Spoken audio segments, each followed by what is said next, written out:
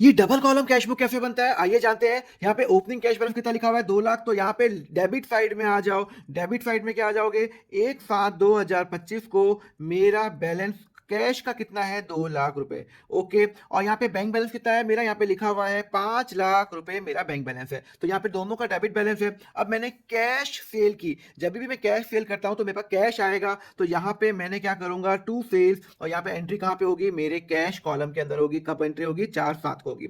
फिर मैंने goods purchase किया चेक से परचेज किया। इसका मतलब है कि जब मैं गुड्स परचेज कर रहा हूं तो मेरा यहाँ पे हो जाएगा बाय परचेज। अब मैंने चेक से परचेज किया तो इसका मतलब है मेरा बैंक बैलेंस कम होगा। मेरा बैंक बैलेंस कम होगा। क्लियर है। जब मैं चेक से पेमेंट करूंगा तो मेरे बैंक में एंट्री होगी। कब की एंट्री है ये 8/7 की एंट्री है। उसके बाद 10/7 को मैंने वेजेस पेड किया कैश के अंदर। तो जब मैं वेजेस पे करूंगा तो वो कैश मेरा कम हो जाएगा। वेजेस वेजेस हो जाएगा। कब की एंट्री है ये है 10/7 की एंट्री। फिर मेरा इंटरेस्ट इनकम हुआ 40,000। अब यहाँ पे लिखा नहीं कैश या बैंक तो बट ऑब्वियस मेरा बैंक बैलेंस है तो इंटरेस्ट इनकम भी मेरा बैंक में ही आएगा। तो जब मेरा इंटरेस्ट इनकम आएगा तो मैं क्या मानूंगा कि वो मेरा बैंक की एंट्री है 40,000 रुपी 15/7 को।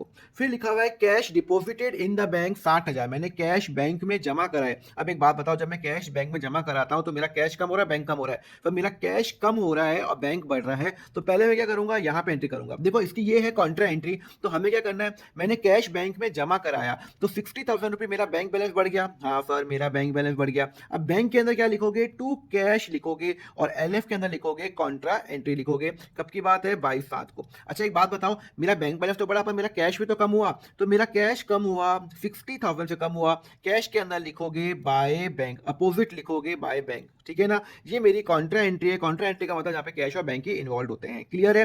तो यहाँ पे बैंक में आप बढ़ा दोगे 60,000 कैश में कम कर लोगे। उसके बाद मैंने कैश विड्रॉ किया। एक बात बताओ जब मैं कैश विड्रॉ करता हूं बैंक से तो मेरा कैश बैलेंस बढ़ेगा बैंक बैलेंस कम होगा। तो यहाँ पे कैश बैलेंस मेरा बढ़ेगा 14,000 रुपये। कैश के अंदर मैं लिखूंगा टू बैंक अपोजिट लिखूंगा। तो पहले कैश के अंदर अमाउंट लिख दो यहाँ पे टू बैंक लिख दो।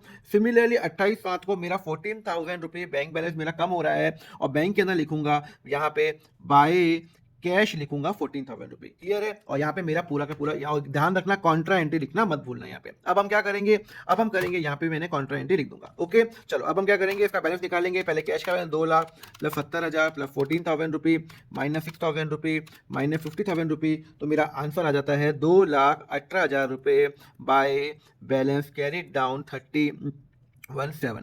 सिमिलरली बैंक का निकालेंगे 5 लाख रुपए प्लस 40,000 रुपए प्लस 60,000 रुपए माइनस 30,000 रुपए माइनस 14,000 रुपी। तो 556,000 मेरा हो गया मेरा बैंक बैलेंस हो गया। क्लियर है। अच्छा अब हम करेंगे नेक्स्ट लेक्चर में ये ट्रिपल कॉलम कैश बुक कैसे बनता है और इसके लिए फॉलो करो अकाउंट फंडा।